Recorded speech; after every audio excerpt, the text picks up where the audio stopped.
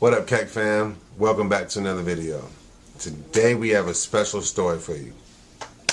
We're going to talk about our son Cameron. Cameron, some of you may know, he has epilepsy. He turned 7 months old today. His name is Cameron Nicholas Keck. And so we're going to talk to you a little bit about his story. So, you're going to see me looking down a little bit. I got my little notes so I don't forget nothing. But, so, it started back in, May? When he was 2 months old. We got his 2-month vaccinations, like many parents do. You know, you don't want your kid to catch whatever. So we took him to the pediatrician, got his 2-month shots. Cool, everything's great.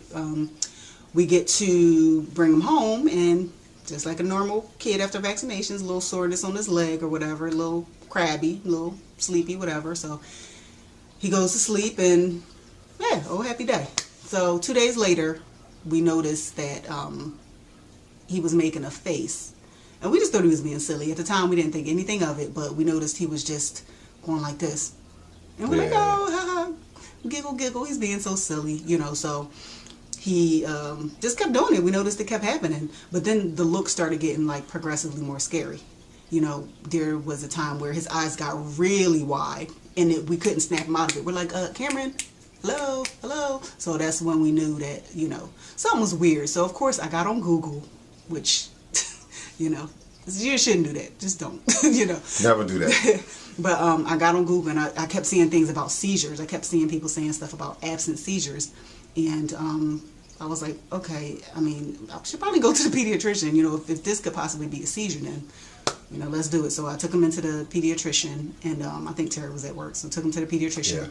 Yeah. Pediatrician said, I'm going to refer him to neurology because, you know, yeah, could be seizures. So they referred us to neurology. We went there, and neurology had checked him out, and they ordered something called a 24-hour video EEG. What the EEG is they put these things on his head. I think they're called nodes. I don't know. I might be making it up, but I think they're called nodes. And they put these things all over his head, starting back here, going all the way back here. And they put a little cap over top of it so they don't move. It has all these wires and stuff like that coming out. And they put the stuff on his chest, and in the room it has a video camera, so it's recording him the whole time. It's recording his brain activity, his brain waves, and it also has the video on him so they can see what happens, you know, during certain points. If there's something weird going on in his brain, they can see a video. They can see if he's making that face and what's happening, you know, during that activity. So they give me a button if I see him having any of his episodes, to push the button. So that's what I did. He had some episodes. I pushed the buttons, and they looked at the video of what happened, you know, during the video. And, you know, at the end of the EEG, it came back saying, you know, we didn't really see anything major. We saw just like a slowing down, and, you know, it should be fine. His brain activity is beautiful, whatever. But we get him home, and it keeps happening. So, we called them back, and they were like, okay, you know, we're going to put him on the seizure medication. We're going to try it out. So they put him on the seizure medication, and they stopped. We're like, yay, the seizure stopped. Great, wonderful. But I thought he was back. Yeah, but then the seizures came back. So we took him in, and they gave him another EEG. And I believe they changed his medication at that time too. And they were like, okay, this EEG came back, nothing. Oh, great, nothing. He doesn't have epilepsy. He doesn't have this. He doesn't have that. They take him off the medication, and they're like, it might be due to his reflux, because he's a reflux baby. It might be something called Sandifer syndrome, which is something that has to do with, you know, stomach issues and stuff like that, with GI issues or whatever. So we took him to the GI doctor, which is the stomach doctor, gastroenterologist, and we showed him the video because we had to show the other office a video of these episodes, because they started getting scarier. You know, he even started doing stuff with his body, you know, like his eyes would get big, and his arms would get straight out, stiff, like he said, and his legs would go straight out and get stiff. So, you know, that doctor's office had told us to bring in a video. So that same video, we showed it to the GI doctor, and the GI doctor's like, this doesn't look like a GI issue, but okay, we'll put him on his medication, and we'll, you know, see what happens. So they put him on the medication, and the episodes continued. I knew that these had to be seizures. Listen, I told you I hit Google. I also was hitting YouTube. I was hitting videos of Sandifer syndrome. I'm like, okay, I see these episodes, but no, they don't look like what's happening with, you know, Cameron. So I let them know, like, okay, the episodes are continuing, you know, what are we supposed to do? You know, he got, you know, after he got on the medicine, the episodes are continuing, you know, what are we supposed to do? And I'm telling this to his pediatrician. His pediatrician is like, you need to go get a second opinion.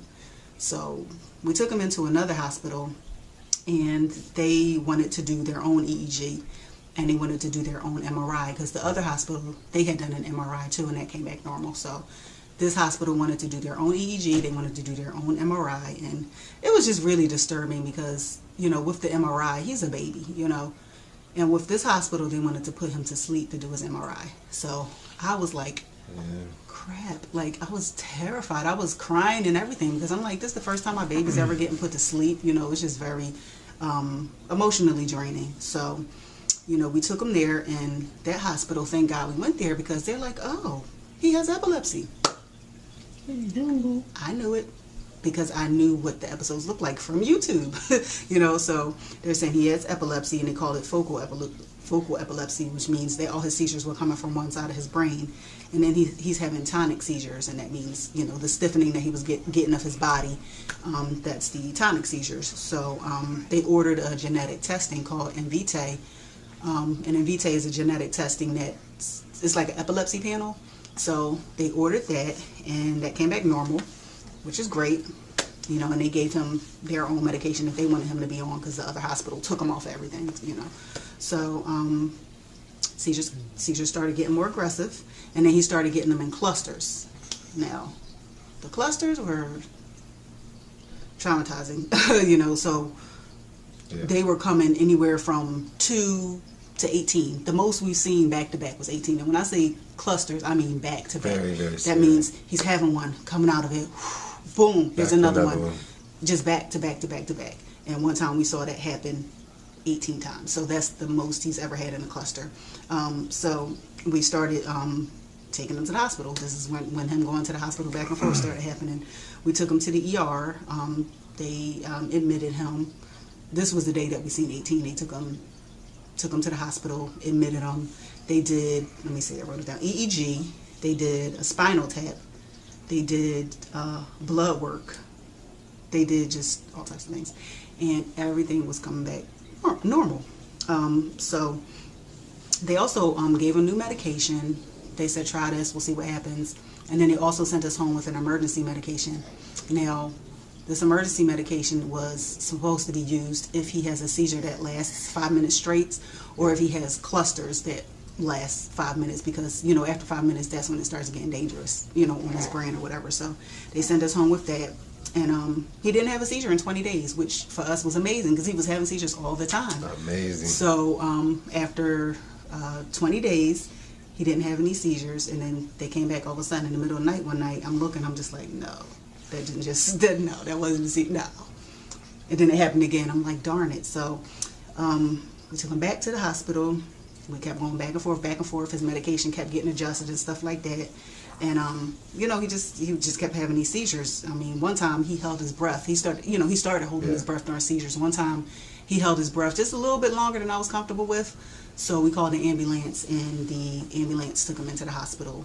And you know, because of that situation, we had to get him the Owlet, which is just a little like oxygen monitor. It monitors your oxygen, it monitors your heart, and we put it on his foot, and it kind of lets us know if his oxygen gets too low. So we still use that to this day now. So we took him to the hospital. We got him to the hospital in ambulance. Terry went in ambulance with him. I said, you know, I'm going to drive. I go to get in the car, my car doesn't start. That's the worst thing for a parent, to see your kid going around in an ambulance, and you can't get there right away because your car won't start. So I had to call a lift. I had to wait for a lift. That was like the longest freaking like 5 or 6 minutes or whatever ever. That was insane. So yeah. So anyway, so I ended up making it to the hospital, and they again, you know, put him on the EEG machine, did tests. You know, yes, they come back a seizure still. Then they put him on new medication. One medication called zonisamide. I hope I'm pronouncing it right. Zonisamide. It actually stopped the clusters. A lot of the medication they give him a loading dose at first, which means that they throw a lot into his system at one time, just so it could hit his system quick. He doesn't have to wait, days for it to actually kick in and run through his system. So he got a loading dose of zonisamide, and that actually stopped the clusters. It didn't stop all the seizures, but it stopped the clusters. The first time I saw him have a seizure and then just stop, he was done. There was no more seizures. I was like, that's it? That's it? There's no more coming? So we were really, happy to see that, because, at that point, every time he was having a seizure, it was giving me anxiety so bad. It was tearing up my stomach. I'm always like running to the bathroom because it's tearing up my stomach, and it just, I don't know, it just really, really hurt me to see him like that, because it hurt him. Them seizures hurt him. So the clusters calmed down, and Cameron always has his seizures in his sleep. He never has them when he's awake. So for us, it's hard. Most parents, when they kid is asleep, when their baby's asleep, you're like, yes, I could go get some sleep. Time. Yeah, I can get this done. But with us, it's like we got to watch him because all his seizures are done in his sleep. So we took him in for another EEG because during his sleep, he gets these things called, what do they call them? They're startles. Yeah, startle. The Murrow reflex, that's what it's called. They call it the Murrow reflex, and a lot of babies get it. But he got it in his sleep, and he got it a lot. He would just, his arms would throw back, and he would just startle. And I'm like, is this normal? I know it's normal for babies, but he's just really excessive with it. So we took him in, and this was not even that long ago. What was that? Probably about a month and a half ago or so. We took him in, and they did another EEG just to make sure those weren't seizures, and that kind of came back inconclusive. They didn't see anything strange on the EEG. They saying basically it can go either way, and it could be called a myoclonic seizure, but we don't know yet. So they're going to keep an eye on it. It seems like since then they've reduced a little bit, so that's a good thing. I'm hoping it goes away. I hope they're not really seizures. I hope it's really just the Murrow reflex, but he was born a little early, 6 weeks early, so maybe he's just late with getting rid of them. I don't know. So fast forward to today, he is still having seizures. He still has them pretty much every day. Sometimes he'll skip a day. Every once in a while he'll skip 2 days. So he's still having the seizures. We took him to the developmental clinic just because he's a preemie. He had to do that anyway.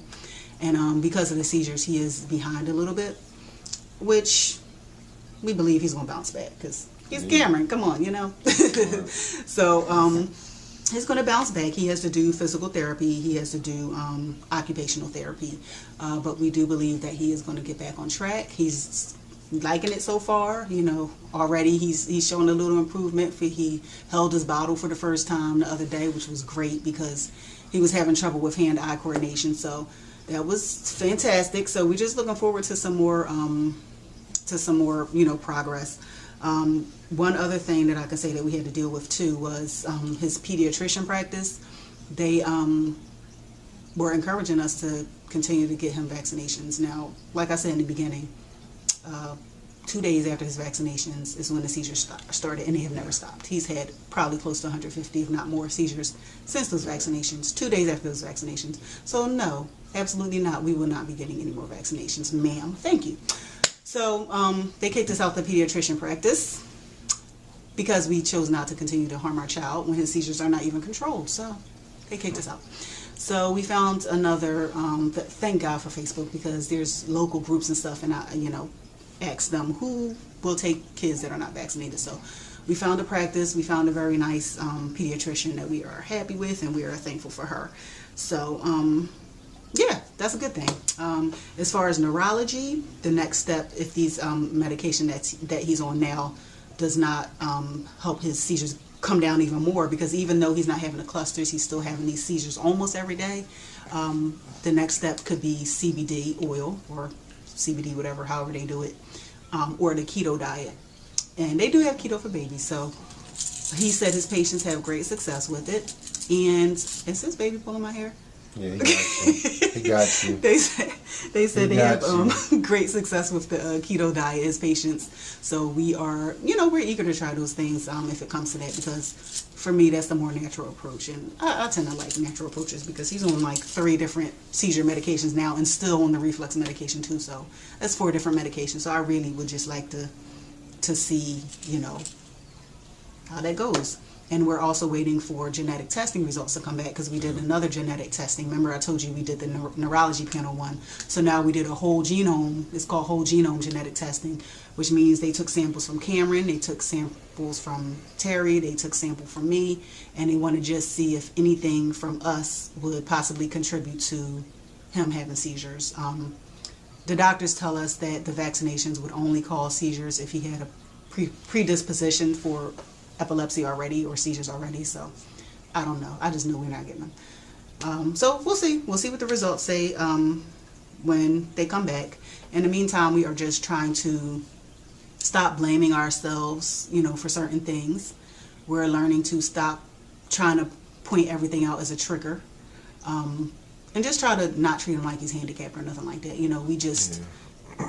We were at a point where we were like, oh, cover his eyes when we turn the light off, cover his eyes when we turn the light on, do this, do that. It might be a trigger. Don't let him look at this. Don't let him, covers. It just, no, too much, We can't treat him like that. We have to just let him feel like he's a normal baby. This triggers, we don't know. We'll never know. The only real live trigger that we know is sleep. And we can't make him not sleep. So there's nothing we can do about that. So otherwise, we would just let him live a good life, At this point, we cannot work because of this. We are constantly in doctor's appointments. He has doctor's appointments, physical therapy, occupational therapy, hospital visits. Neither one of us can work right now, Even Terry can't work because one of us have to be in the back seat with him when he's having a seizure. Terry sits in the back seat with him so that if he has a seizure while I'm driving, which he has, he can just yank him out. He can just yank him out the car seat. Because he can't be in the car seat having seizures. So, my sister was gracious enough to start a GoFundMe for us, and that has been helpful. And we also have a Cash App. We'll put that on the screen if anybody's interested, because I know a lot of people were asking us. And so we'll just continue to do the best we can. By the grace of God, we were approved for SSI for him, so that will be extremely helpful. We're doing our YouTube. I'm doing Uber Eats when I can, and we're just doing the best we can right now. So we definitely really appreciate you guys and all the concern, all the help, and just continue to pray for us, pray for our strength, pray for the doctors and the doctors' knowledges, and most of all, pray for Cameron. We definitely been teaching them to pray for himself. So we really appreciate you listening to our story. Make sure you share this, make sure you like the video, make sure you subscribe to our channel, and we'll catch you in the next video. Peace. Say subscribe. I